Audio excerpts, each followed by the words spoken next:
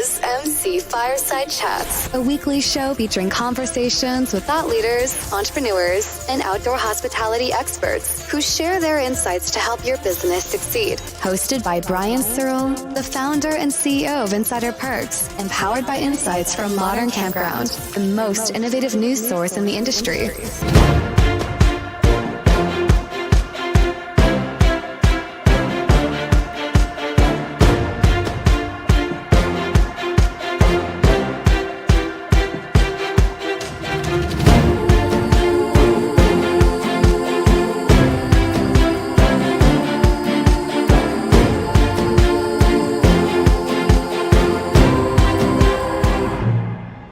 Welcome, everybody, to another episode of MC Fireside Chats. My name is Brian Searl with Insider Perks. Super excited to be back for our fourth week episode focused on the RV industry and outdoor recreation.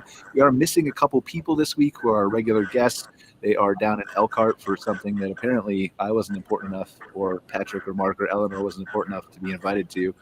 But, we're here anyway with you guys talking about all kinds of different things related to the RV industry. So apologize for my blown out background. I'm getting a new video camera, so I don't know, there's scratches there. But Eleanore said my flowers are pretty. So just if you could just watch those during the show instead of this, then you'll probably have a much better experience. So appreciate everybody being here. Eleanore, is there anything that's super important that you feel like we need to talk about before we get to introducing our special guests, talking a little bit with them?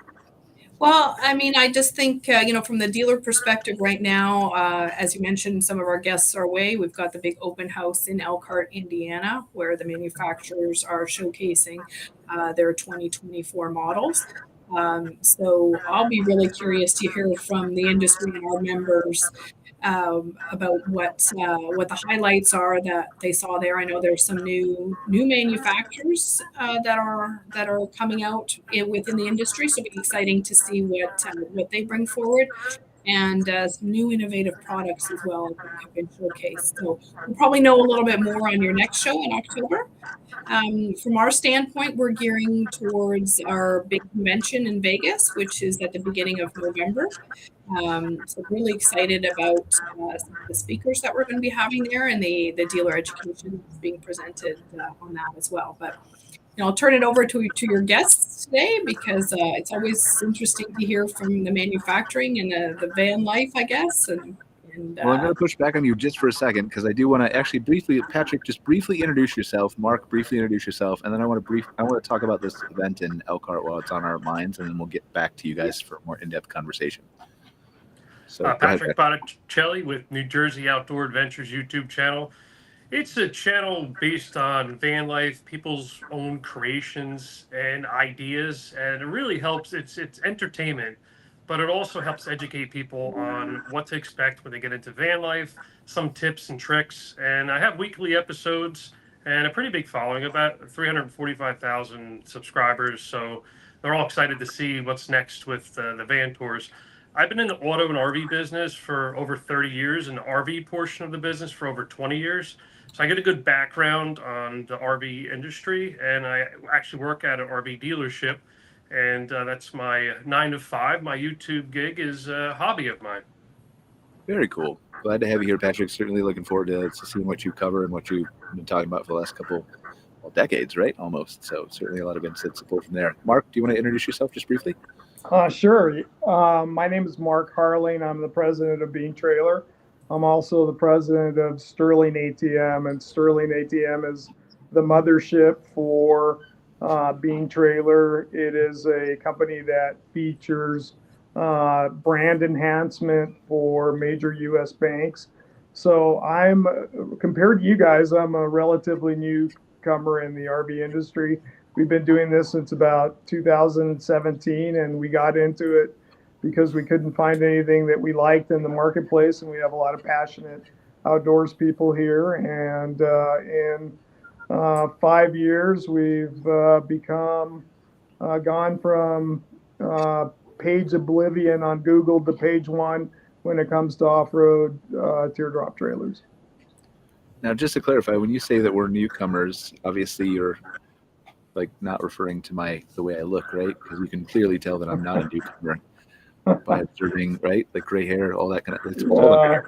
It's crazy. No, I mean we did We pride ourselves on not having known anything about the RV industry before we got into it in 2017, and I think that contributed a lot to our current success. Absolutely, I agree with that. When our dealership first got into the RV business, we had no background on it, and we took a completely different approach and quickly became one of the top-selling Airstream dealers within 2 years. Awesome. Very cool. All right. I definitely want to get back to all that. Eleanore, before we forget, well, actually, before I talk to Eleanore, we need to thank our sponsor for the show, Access Parks. I need to briefly play a clip here for them, and then we'll get back to Eleanore, and I want to talk a little bit about what's going on in Indiana and Elkhart right now.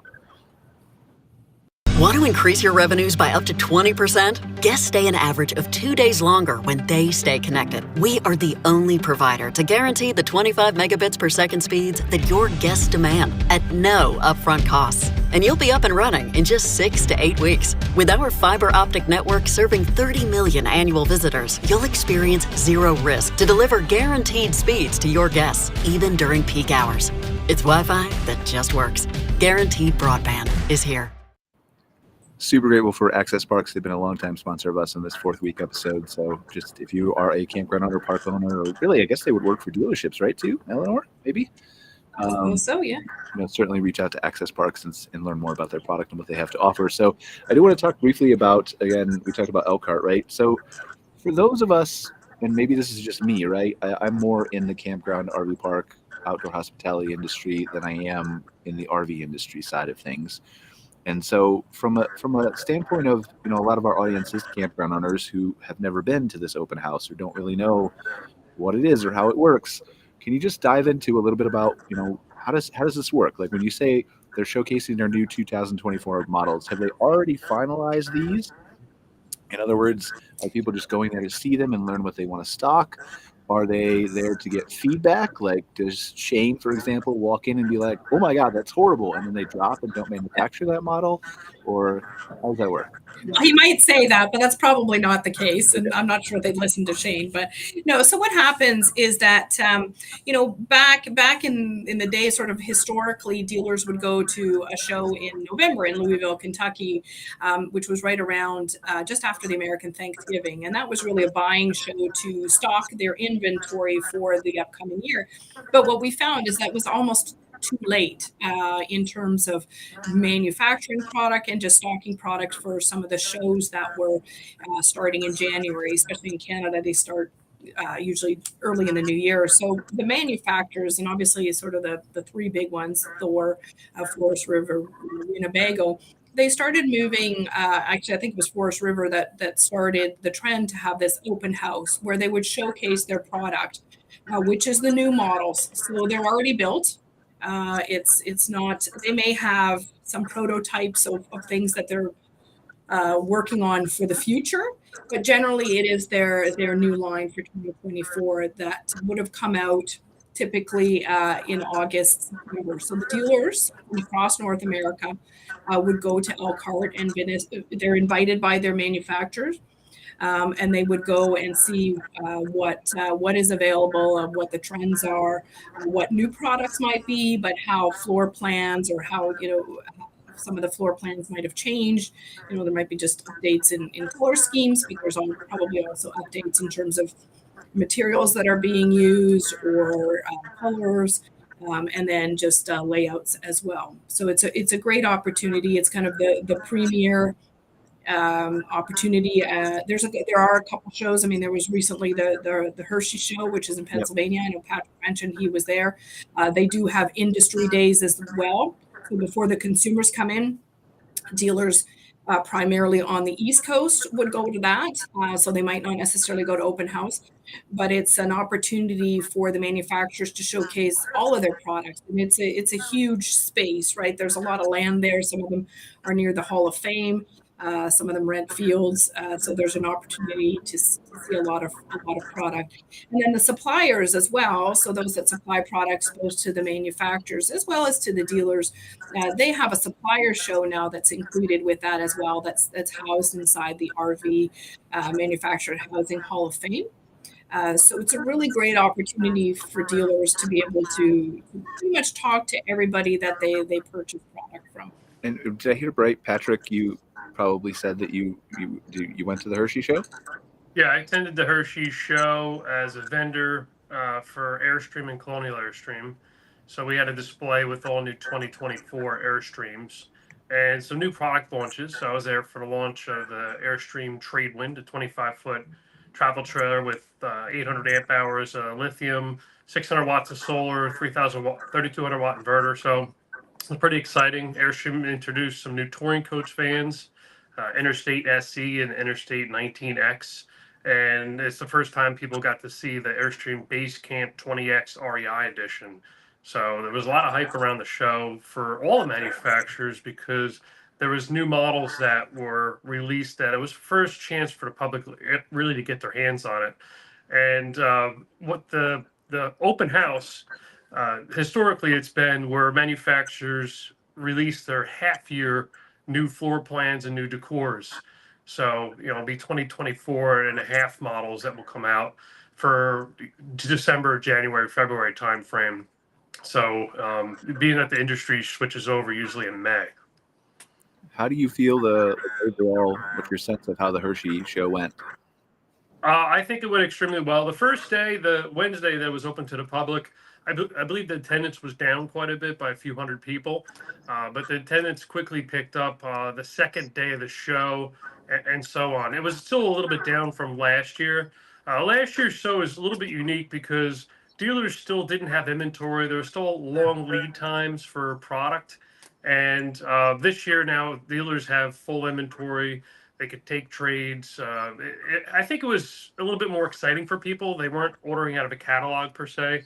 They were actually buying something that they could obtain and have instant gratification, pick it up in 1 or 2 weeks. All right, tell us about your YouTube channel. Let's switch over to here. And then, Eleanore, I want to come back later. We'll talk about the RVDA convention. So New Jersey Outdoor Adventures YouTube channel started out as just mountain biking and New Jersey outdoor stuff, history of New Jersey, abandoned places. And being that I have a background in the RV business, I'm the Airstream guy on YouTube. So if you look on YouTube at any Airstream, I'm the guy that gives all the tours for the dealership. And I always said, like, it's not as much fun when I'm opening drawers and there's nothing in it, opening up an empty refrigerator, because I'm displaying a brand new model, telling you the features and benefits and what it has.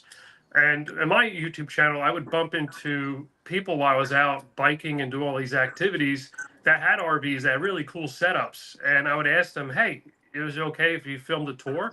And I would do these tours. This is almost 10 years ago of RVs. And, there's people doing RV tours on YouTube, like me for Airstream, but not many people like giving a tour of their own personal space. So those videos really took off, and that's where the channel made a right-hand turn to, and that's what the content is today.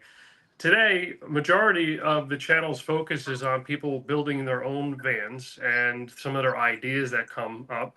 I wouldn't think it is as a competition to the RV business. I just think it's a different expression of what they feel they need. And there's contrast between RV manufacturers, what they build, and what people build for themselves. I also feature a lot of local builders that are in Pennsylvania, New Jersey, and New York that are just started out in their garage. Now they got big shops.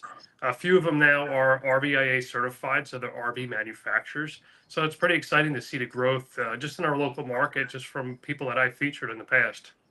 It really gives them a platform to, showcase what they've done. Have you featured Mark on the channel?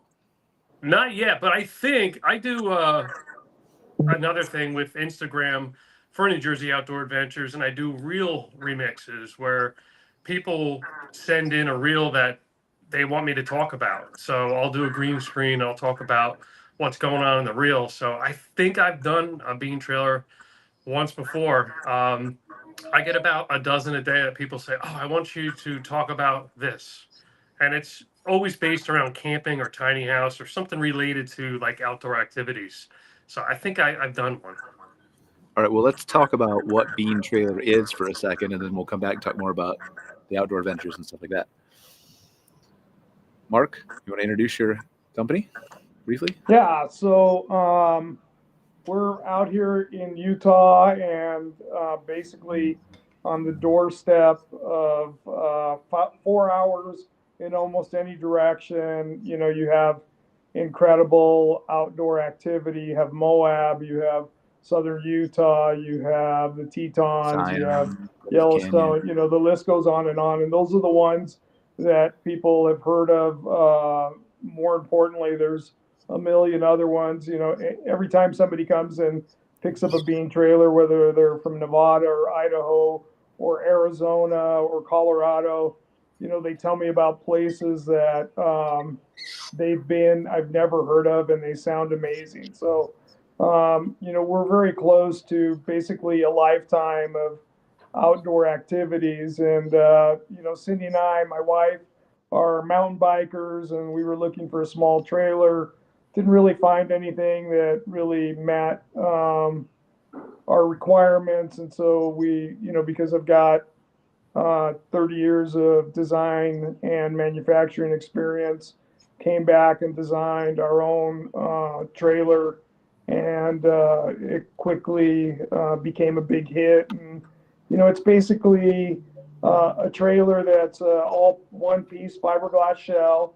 And I know the emphasis of the RV industry and a lot of the things that you are promoting are actually camping in campgrounds, and we've occasionally done that, but more likely than not, we're off grid. So we try to, the whole tagline is being trailer can go where others can't, and that, so that's a little bit of a different build for a trailer, because you have to deal with a lot of off-road vibration, and so you have big ground clearance, you have custom suspensions, and you have basically construction that doesn't fall apart from low frequency and high frequency vibration, which is what you get when you're overlanding or off-road.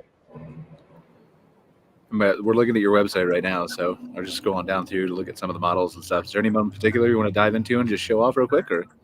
Our most popular model is the Black Bean, and that is by far our biggest seller, and ironically our most expensive trailer. So that's got the base model has a Timbren independent suspension, but the most popular is what we call the cloud suspension, which is actually an air suspension that has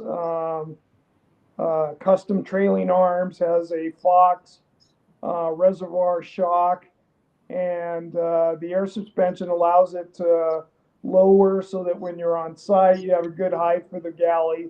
But when you start off-roading, it will actually rise 4 inches from its lowest position. So, yeah, basically our trailers are a great galley and a great sleeping area and storage. So tell me a little bit about this backstory, right? Like why your origin, like you talked about, you got into this, I think 2017, you said, right? Relatively new to the industry, trying to, I assume, solve a problem, right? So what problem did you see then that you have solved or are working towards solving that you didn't see the rest of the industry kind of tackling in your mind? Yeah, the first thing I did was I bought a Sprinter van. I got excited about those. I decided that I knew I could design one and build it, and I thought they were super cool looking.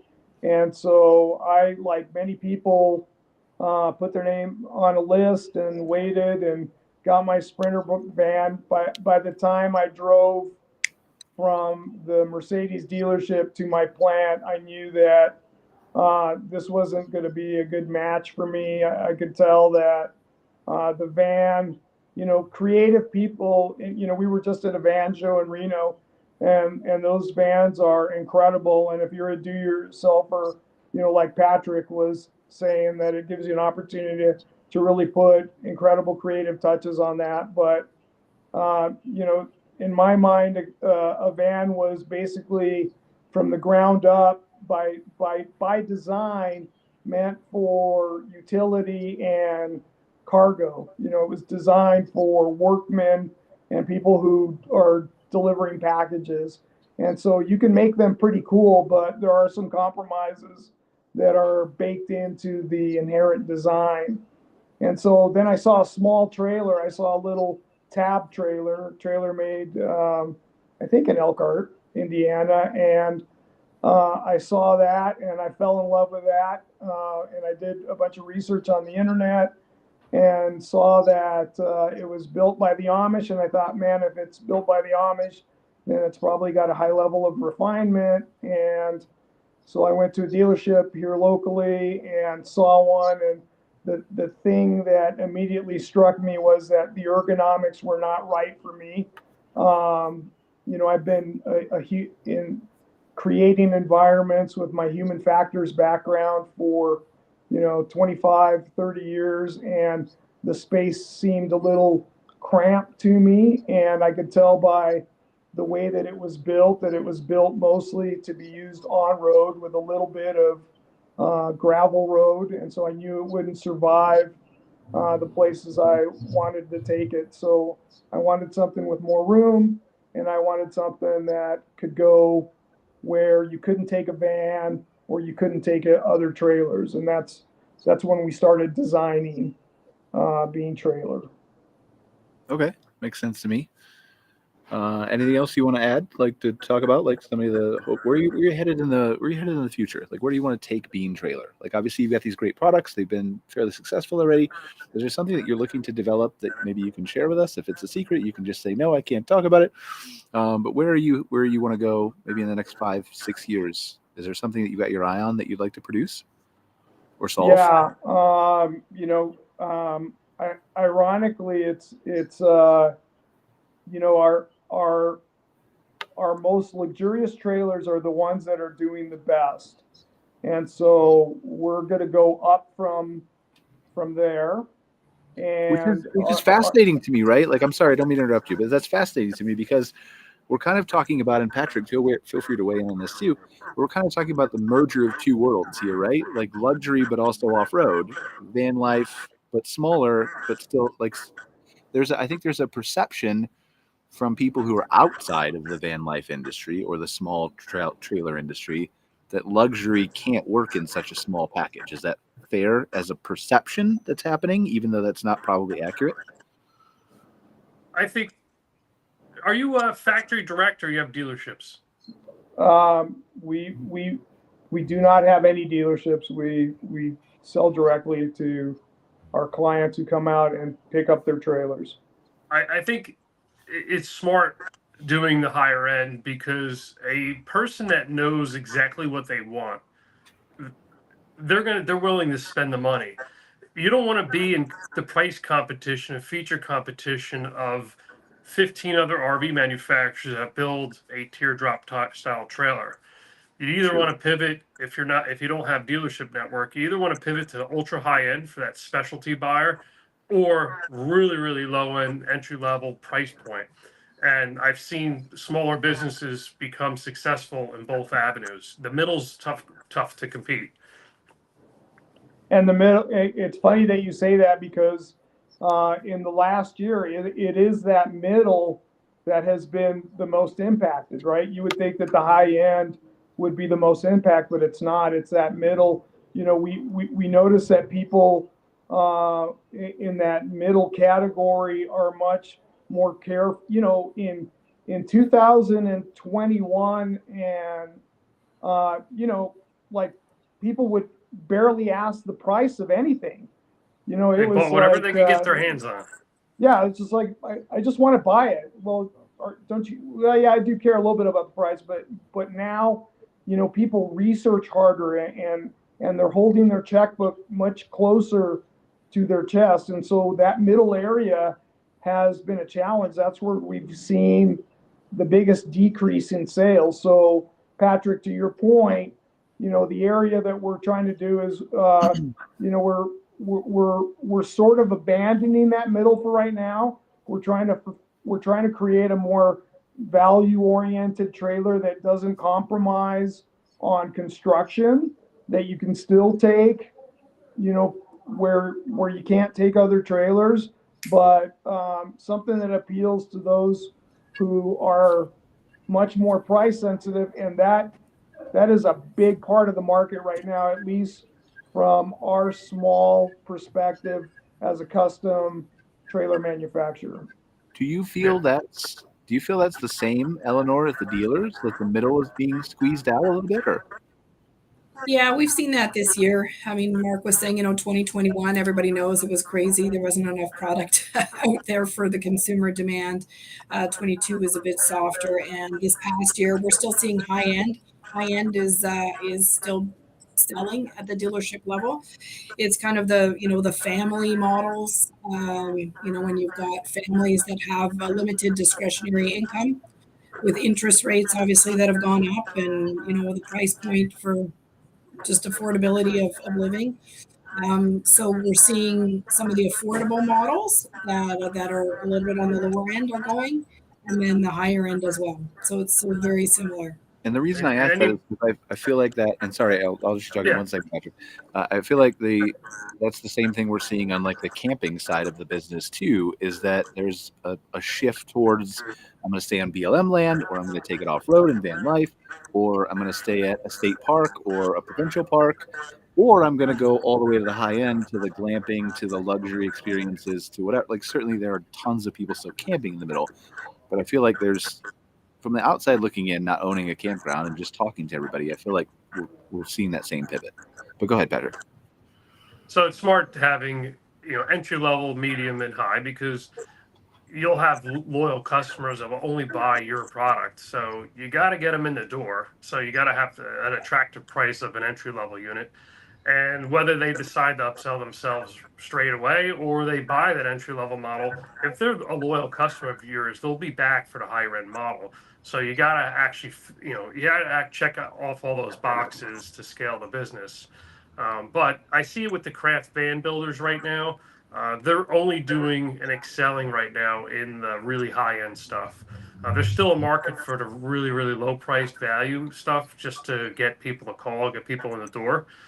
But with all the RV manufacturers now that have inventory, the dealers have inventory, there's rebates, there's high discounts available. It's really hard for some of the smaller manufacturers that started off in 2020, 2021, 2022 to continue scaling, because now they have more competition. They had no competition because the RV manufacturers and dealers didn't have any inventory.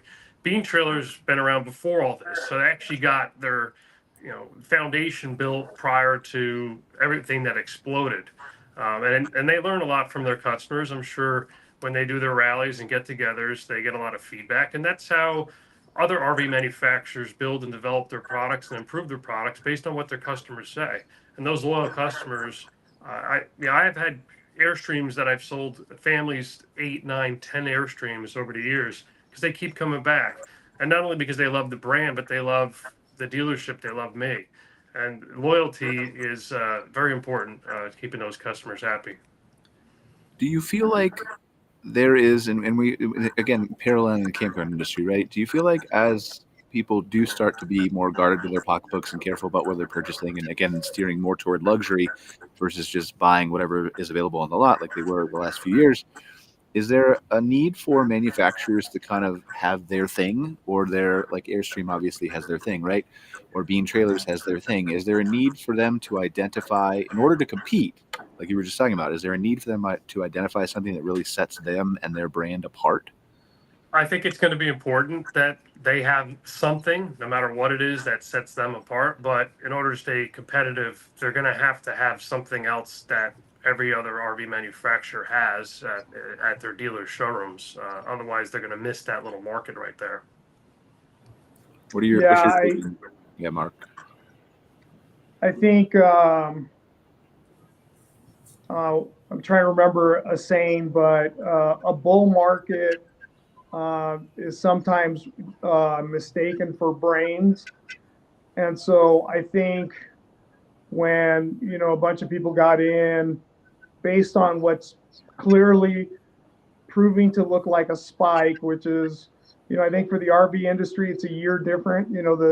The spike for us was in 21 and all the way through the summer of 22. And then it slowed down. I think it slowed down for the RV industry before that. but I think a lot of people got in on an artificial rise associated with in the market associated with COVID. So to answer your question, if they're going to survive, they're going to have to differentiate because there's a compression. I don't know if people are talking about it or not, but there is definitely a compression in the market. And you know, if you're going to survive a compression, you have to be able to differentiate. For sure, and that's happening everywhere, right? That's happening in campgrounds too, where you need to like in 2021 and 2022, everybody was just going camping. Everyone was outside. You didn't have to do virtually any marketing. You just had to say, "Hey, I'm a campground," and raise your hand, and then there's like 300 people there the next day, right? That's maybe an over exaggeration of it, but you understand, I think, what I'm saying. And so I think that's the same kind of thing we're seeing here, is that need to differentiate yourself, set yourself apart, even if it's just doing a little bit of marketing. I'm curious, Eleanore, how does this, when you're a dealer and we're talking about, back at this open house, right? How do you adjust for what we may or may not be heading into as far as the inventory you're carrying on your lot? And I know every dealer is different, but. Well, for sure. I think, there's some really good tools out there for dealers to use. I mean, we have reports from Statistical Surveys, Inc. On, new unit sales. And so while they report, what's been sold in them, you can really drill down to what's selling in your market area. So I think for dealers to be able to do a bit of analysis of what's out there, what's selling in their area, they are able to determine, do I have the right brand mix? Should there be somewhere, maybe I'm heavy on this type of product and I'm seeing that the need is for another type of product. So that's a great tool. Another tool that both in the US and Canada, we have some, surveys that are done on the consumer demographics from GoRVing and GoRVing Canada. And really there's some new reports that analyze who the new RV consumers are going to be. So I would recommend that dealers have a look at some of the marketing materials and some of the research study that is available to them, because then they can, again, take the mix that's selling in their area or their county, in their state or province, and then, determine, where is my consumer going to be, and then figure out what product type is going to be best suited for them to load up on. Go ahead, please finish. Sorry, before I. Well, I was going to say, and then in terms of, the manufacturers, I mean, the big ones obviously have a mix of everything, Yeah. and cover all the bases. But for a smaller manufacturer, we are really seeing, them really focusing on one particular type. We've got leisure travel vans in Canada, obviously, Triple ERV, who focuses, primarily on Class B. They used to do Class A's and travel trailers as well, but they've really found their marketplace and focused on that, and then done a really good job in that. Are there any, and this is just, maybe this is an ignorant question, right, coming from outside the RV industry again, are there ways for a dealer to pivot if the market were to change after they have all their inventory, or are they kind of just locked into the best educated guess they can make at the time they purchase? Well, I know, Patrick, you're actually at a dealership, so maybe that's something you can answer a little bit better than I can. I mean, if you want to switch, go for it. Yeah. We, our dealership, we only sell two brands, Winnebago and Airstream. And the Winnebago, we only sell the motorhomes. And we focus just on those two brands, two solid companies that have been around forever. My gut feeling is that some dealers that have multiple brands that maybe picked up new brands during the 2020, 2021, just to get more inventory, might be reanalyzing some of the brands that they're carrying and start shedding brands. So I was in the RV industry in 2008, 9, 10, when a lot of RV manufacturers actually went out of business, went bankrupt. And I know what happened to a lot of dealers that had excessive inventory of that specific manufacturer. Banks would not offer loans on a orphan RV manufacturer. You couldn't get extended service contracts. It was a mess. It was a real big mess. I hope that doesn't happen again, but I think dealers are really pulling back right now, really analyzing what do we carry, what do we sell, who are our customers right now, what's the sweet spot, and then making sure that the manufacturers that they carry are stable, that they're going to be there to support their customers for warranty claims down the road, and keep those loyal customers coming back to that dealership. Does it hurt from, and again, maybe this is an Eleanore question too, or even a Mark, you can weigh in on this just because you only carry the two brands at your dealership, but is there harm that does to innovation in the industry by cutting back on and just saying I'm only going to rely on the Airstreams or the Winnebagos or the Thors or the right? Is there? I think I've seen more happen in the last year with innovation because the supply chain opened up. Manufacturers now have to figure out how to sell more products, right? So you got to come out with new stuff. I think the marketplace was a little stale for the last 3 years because they were just trying to keep up with demand. They weren't coming out with that much new stuff. What could we build? What could we get? Manufacturers did pivots. If they couldn't get 3500 series Sprinter chassis, they'd build a different thing on a 2500 or a 1500 chassis just because that's what was available. Let's design a motorhome around this chassis and payload. So I think it was kind of just to get product out in the market. But right now, manufacturers are really trying to, and they all are trying to innovate now that they have to sell dealers more product. What can we come out with that's new that's going to get the dealer excited and the customers excited again? Do we have a sense of anything that is being shown or being done that we can look forward to in 2024 that they're innovating on? I mean, I know we're seeing that at the open house now, so maybe more, again, like Eleanore said, maybe next show, but. Our Airstream participates in that, and so does Winnebago. I believe I didn't get to pop on to RV Business today or yesterday, but I think Winnebago was announcing some new products. Airstream is bringing the stuff that they had brought to the Hershey RV show for that part of the country to see what's new. But I'm sure some of the other manufacturers. I think Winnebago announced new entry-level travel trailer. Ember RV just announced a new entry-level travel trailer. They went for that higher-end market, then they kind of sat in the middle. Now they're trying to capture that lower price point, and it's really based on what maybe their dealers are telling them. Say, hey, we need something that can compete with, Jayco, right? I think that was originally one of their companies, but anyway, so now they have a full gamut. They were only one product when they first came out, and they could barely make them because they didn't have enough parts to build these things. I think they had like 100 trailers out in their yard with tape over the windows because they couldn't even get windows and they couldn't ship them to dealers. So, but now they have a full product line. So I see that manufacturer scaling pretty well and actually weathering the storm pretty good. Share those sentiments, Eleanore and Mark? Yeah, I would say. And I think, consumer demand, dealers hear about it and they pass it on to the manufacturer. I mean, some of the things that there is innovation because they're having to deal more with sustainability and electrification, and whether it be in the campground or just with, the different power sources that are being available and the government regulations that are driving some of those changes. So I think you're going to see quite a bit of innovation that's going to continue through the next few years. How does, I'm curious, like if a bean trailer, just picking on you because you're here, Mark, right? But if any of these smaller manufacturers, are there ways for them to get easily into a dealer network or be sold at dealerships, or is it really kind of a steep uphill climb?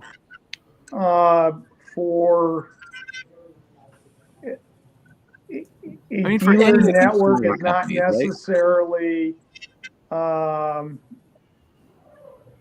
It does improve the placement of your trailer because, all of a sudden you're not having to fly to Salt Lake City, which, probably 2/3 of the country considers flyover territory. So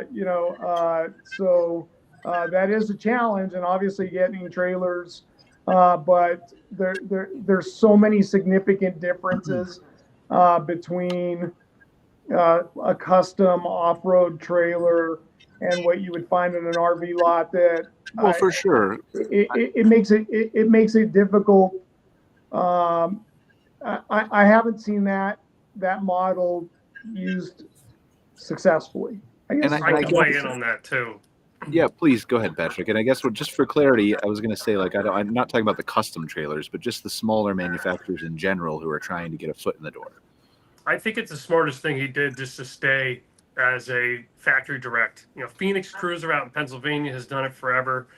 Coach House, there are a lot of manufacturers out there that are factory direct that you don't have to sell at wholesale, pay dealers to do warranty claims.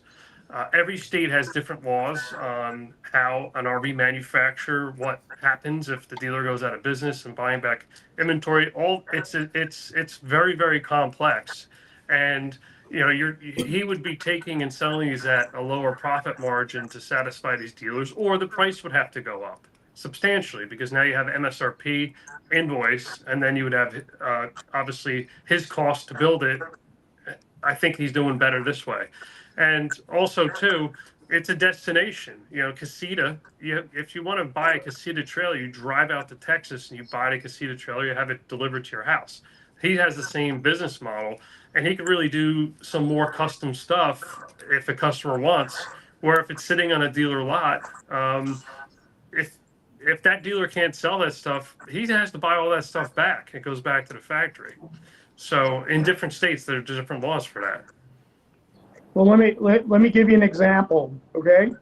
Please, so the average bean trailer, which is about a 14-foot teardrop trailer, all one-piece fiberglass construction, starts at 26, goes all the way to 70, and the average price is 42. So now a bean trailer's on an RV lot, and the salesman who knows nothing about the bean trailer relative to the other trailers on that lot, somebody asks them, how much is the price of that trailer? It's 42. How much is the price of that fifth wheeler? Oh, it's 42. Well, what's the difference? Well, that one's bigger. So they're just not in a position to differentiate, the value proposition, the fact that, if you took that same fifth wheeler on the places we took a bean trailer, you would come back with a pallet of splinters.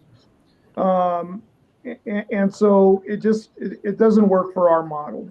Yeah, you would have to do a lot of education at the dealers, get the salespeople excited for it, have a spiff program. I think what you're doing is extremely smart, and it's working well for you.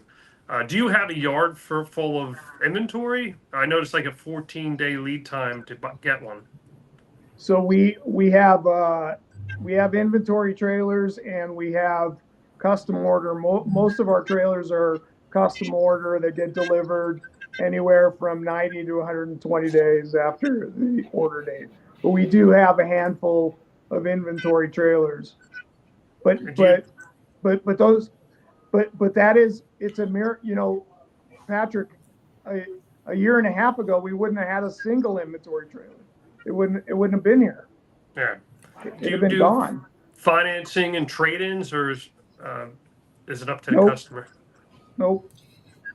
And then my question would be on the service side. So, that's the one thing is that we know that when you purchase a unit, at some point there's going to be servicing. So when you're factory direct, how do you ensure that there's quality servicing available to your consumer? We do it all on our own. So we try to ship a trailer that's not going to have any service issues. We do, our warranty claims are less than 3% of of the trailers that we have. And in general, I know this is going to sound crazy to you, if we don't trust that there's a shop that's going to be able to mitigate the issue, we'll fly somebody out. We do it all the time.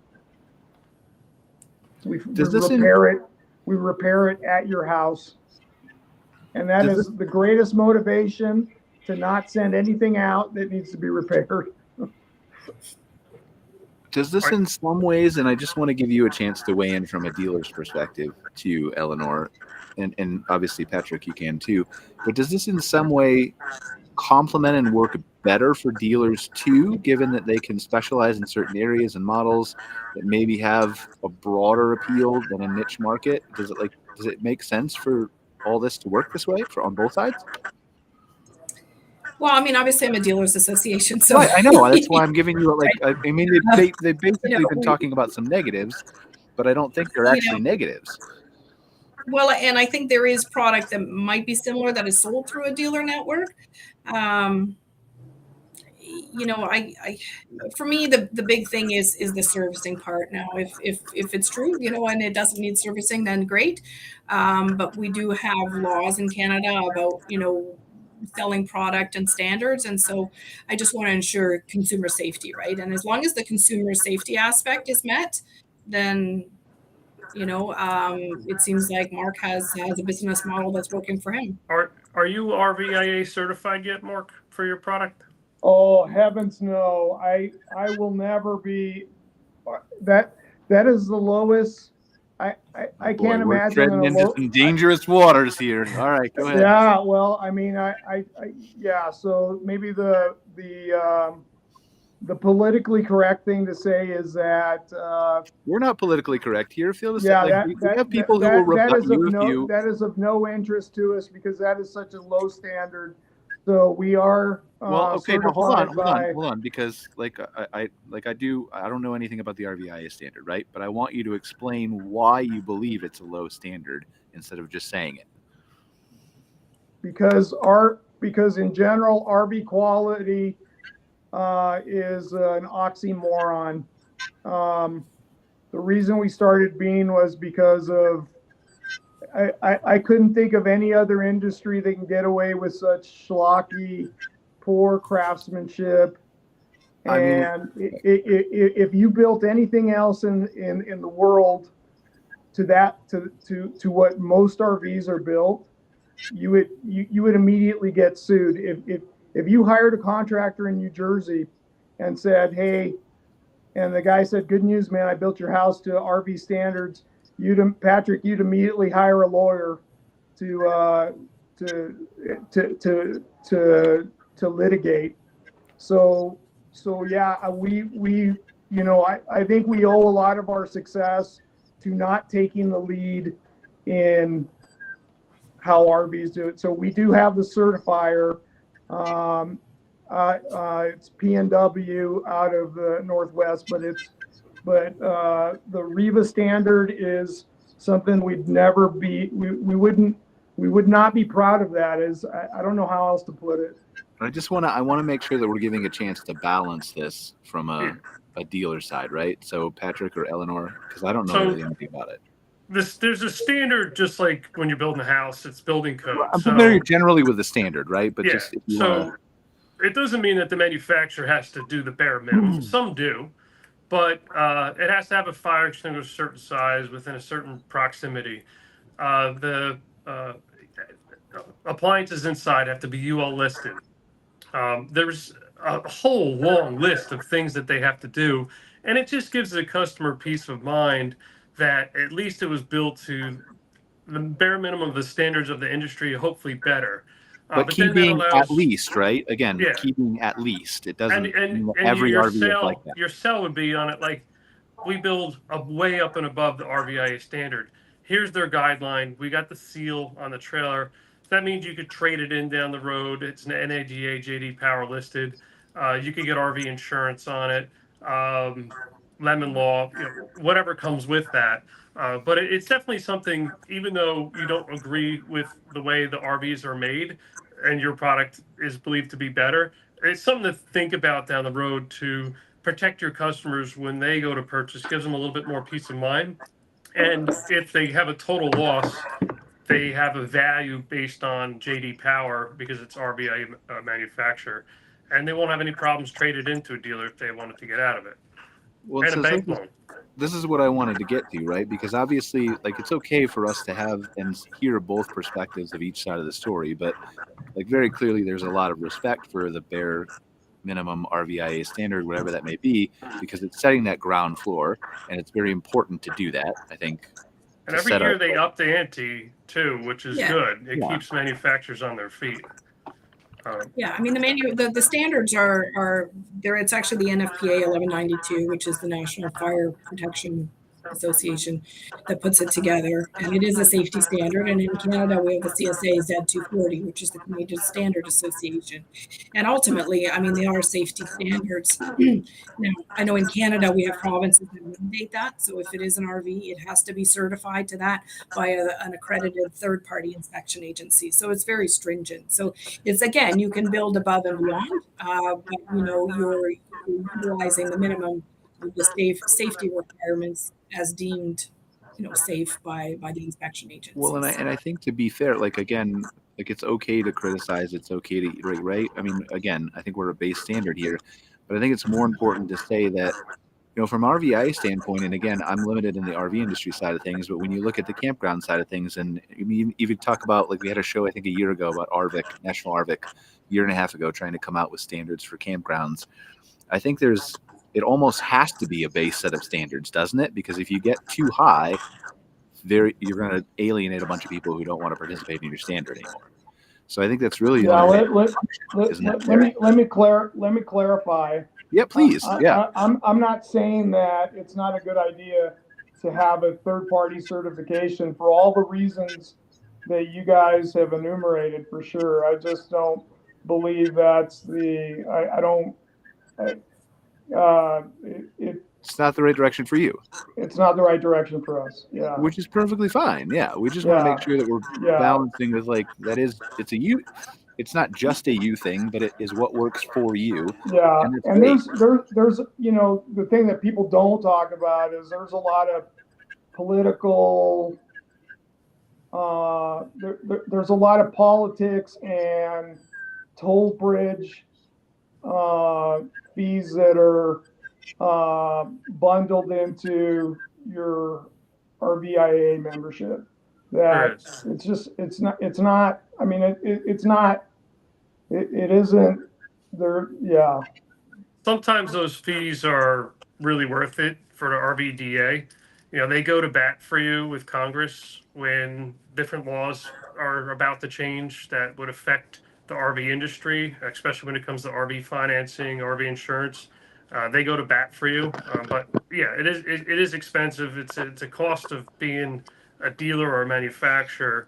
But you got to understand that eventually someone's going to be there on your side if for some reason Congress decides to make something illegal or take something away that they had before. I think there was just an RV business recently that RVDA was going to bat with something with Congress in regards to campground usage or something in that effect, maybe with Harvest Host. I don't remember. Eleanor, do you remember anything about that? Or? No, you'd have to ask Phil to see what, but yeah, I mean, RVDA of Canada, like ourselves, I mean, that's a lot of one of our strategic goals as associations is advocacy. Lobby. And, it's and so, that's what the association brings. And, RVIA in the US, yes, I mean, they're a very strong voice at the table when it comes to, you look at the Great American Outdoors Act that was passed in the States, and that was spearheaded by the associations. And obviously the associations need funding. And so, that comes from the manufacturers as a member of the association. Yeah. So it all kind of ties it together. Well, and that's what I wanted to do, is just make sure that we told, like, because obviously there's strong opinions on both sides in some cases, depending on who you're talking to. And I don't think it's kind of like the Harvest Hosts versus the private campground owners. If they don't get together and talk, they don't realize that they're both kind of benefiting each other, and maybe they're not a good fit. Like, not everybody's a good fit in this bucket or this bucket, but there's a common ground in the middle that everybody's kind of working towards, and that's getting more people outside and camping and in safe rigs. And whether that's your standards or RVIA standards or whatever, there's good things being done from all sides, I feel like. And so I just want to make sure we kind of balance that, right? It's very easy to not, and to just take one side. There's a lot of times at the dealership level, people, I'll just put like camper vans. They had someone build them a van, and it's beautiful, it's gorgeous, but there's no way to trade it in because it's not an RV. It's not recognized as an RV. There's no book value. So it's just a converted van at this point. And then that person that owns that is kind of stuck. They have to sell it on their own. And then when they go to sell it, the person there that wants to buy it, they go to their bank to try to get a loan on it, and it's not an RV. They're going to have the same problem when they go to get insurance. So that's why a lot of these RV van builders are becoming RVA certified, because they want to scale their business, and they heard all these pain points from their previous customers that had bought one of their products. So they're trying to do the right thing in that respect. And there's a lot of stuff that they did learn that the RVIA, it's a big book that comes with it. And they actually come out and inspect your shop 8 times during the year to make sure that you're building to their standards. And it's a good learning experience, even if they decided not to become RVA, just to know what's expected. Makes sense. Okay. All right. We got 5 minutes left. That was our big unintended controversial dive into the show for maybe the rest of the year, hopefully. But we'll find out. So what else do we have that we want to, any closing thoughts, guys? We killed an hour pretty fast there. It felt like. Yeah. So I'm into van life. I don't live in a van. I live in a house, but I have a really cool Airstream camper van. And, there's controversy like, when did van life start, right? When was the day it started? I could tell you people have been camping in vans since the 60s and 70s, but it was a different approach. We need a date, Patrick. I need an exact date. I'm going to hold you to it right now. It is January 2002. That's when Mercedes-Benz brought the Sprinter into the United States. It was the first van that you could buy off a dealer's lot that you could stand up in. Okay. Before that, if you wanted a van, you had to buy a van and have someone put a high top or pop top on it. That was a game changer. When we were in the RV business, it was like our first year. When the Sprinter came out, the phone would not stop ringing off the hook. Airstream didn't even make Class B vans during that period of time. They were just getting back into it. They stopped in 2000. Winnebago didn't make camper vans. They stopped after they built the Rialta in that same time period. And everybody said, when is Airstream? When is Winnebago going to build something in the Sprinter? And then we'd have a group of people that would come in just to, when the Airstream Interstate first came out in 2004 model year, to see it so they could take measurements, because they wanted to build their own. And we're like, are you nuts? Why would you want to build your own van? We have these vans here. Well, no, I want it my way. Then we actually seen people that would full-time live in these vans, because you could stand in it. You could have a full bed. You could have a shower, bathroom, toilet, whatever you needed inside of it. So that was like when it first really, it clicked in people's head. People had an aha moment. I could just buy a van and convert it, and not have to crawl around and duck around while I'm inside of it. And then as internet became more and more available anywhere, people said, wow, I could actually take this van and still have some sort of a work life or connection with my friends and family while I'm out on the road. And then internet got better, and jobs started offering remote. This is before COVID. You could work remote. So people said, why can't we just build a van or buy an RV and travel the country and still check in and go to a campground and earn a paycheck? And then COVID happened, and people said, well, now I definitely don't have to go to work. I have to work remote. Starlink is now available. So now you could be out in the middle of nowhere, boondocking, overlanding, and still get a signal and still earn a paycheck. So it really scaled. When I first started selling Airstream vans, the statistical surveys at that point, I think between Road Track, Pleasureway, Airstream, Leisure Travel was building vans back then, Great West Van. There was only, I would say, less than 10 manufacturers of building camper vans. Altogether, the shipment totals were 600 vans. Yeah. And then the next year was 800, and then 1,100, and 1,200, and a decline in 2008, 9, 10. And then Winnebago got into the Class B market and started with the Era and really scaled it from there. And now there's probably 50 to 60 major RV manufacturers that are built. Maybe there's more. There's probably more that are building these camper vans, and it really scaled. Now you see the shipments on statistical surveys. It's in the tens of thousands of Class B vans that are being sold and shipped each year. It's unbelievable. And they're mobile. It's freedom. I know you're in the campground world. There's so many people that buy vans, buy them so they don't have to go to a campground. So they have the freedom. They can be able to go and park wherever they can. I still go to campgrounds when I use my Airstream camper van, but I don't have to if I didn't want to.